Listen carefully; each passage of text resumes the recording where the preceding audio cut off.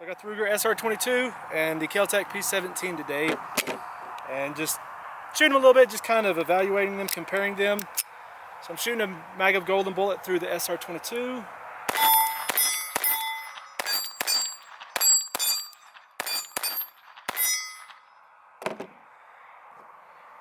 SR22 has always shot good for me, very reliable. There's not many ammo types that it doesn't like. I mean, it just chews through everything, and it has a reputation for that. Very good. Okay, the P17, I'm putting some golden bullet through it.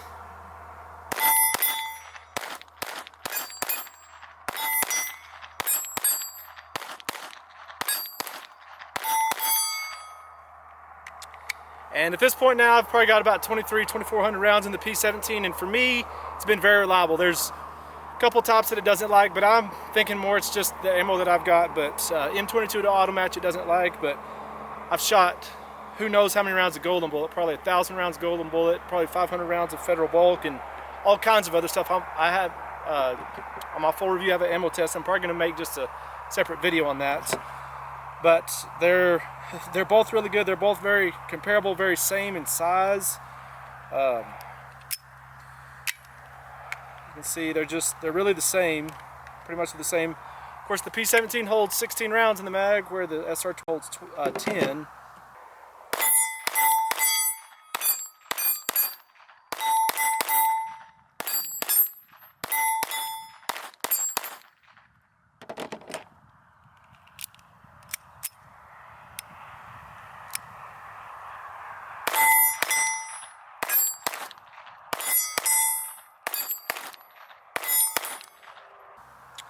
The safety on the P17 is the way it should be.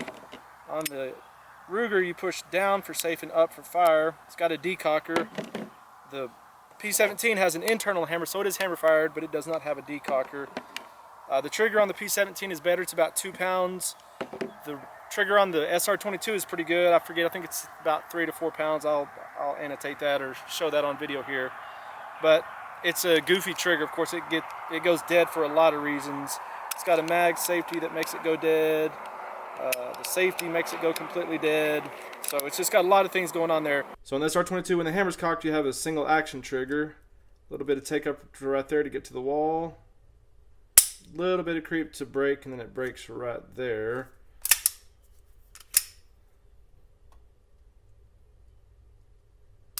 And there's reset, so pretty long reset. But the SR22 can also do double action. You can see as I pull the trigger, the hammer's pulling back. And so you have second strike. Then the decocker, just like that. P17, you got a little bit of take up. You get to the wall, pull a little bit through. Then it has a really clean break, and like I said, very, very light. And there's the reset. But I did just shoot groups a little bit ago, and I was shooting groups a tiny bit better with the SR22. Although the P17 is very accurate, I was shooting a tiny bit better with the SR22. Because I watched this on video, I realized how bad of a group I shot with the P17, and really that's not indicative of what I've done. I've shot way better groups in the past, but on this day for sure, the SR22 was just doing better. So obviously a huge thing on this is the price of these. The KelTec is going to be way cheaper. Once the MSRP is $199, but once it settles out, I think you're going to get them for $150 to $160, which is basically going to be half the price of the SR22.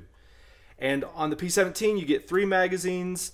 All models of the P17 come threaded. You can get a threaded model of the SR22, but that makes it even more expensive. The KelTec comes with 3 magazines, where the SR22 only has 2. All right, shooting a mag of golden bolt through the SR22.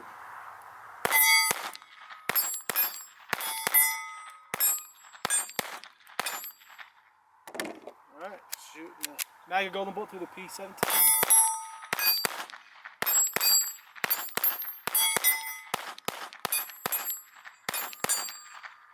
Okay, for takedown on the SR22, you just flip this little lever right here. You just pull back on the slide, lift it off, and then pull it off. And then a true fixed barrel here. On the P17, just pull, well, you pull these takedown levers down, then you pull far enough back that it pulls off the rail there, and then it just slips off basically the exact same way off the front here. Now on the SR22, the recoil spring and guide rod come out. On the P17, the recoil spring is still fixed there, and the barrel is the guide rod, and it's the front rails also. It just tells you hold the Ruger's frame that this barrel is a big old chunk of steel, just really heavy. On the P17, it's just so light. I mean, the barrel is steel also, so it's good, but definitely feel that in the frame on the SR22. I prefer the mag release on the SR22. It's just a standard mag release right here, just a push button style. P17, it's this paddle style. Just push that to drop the mag.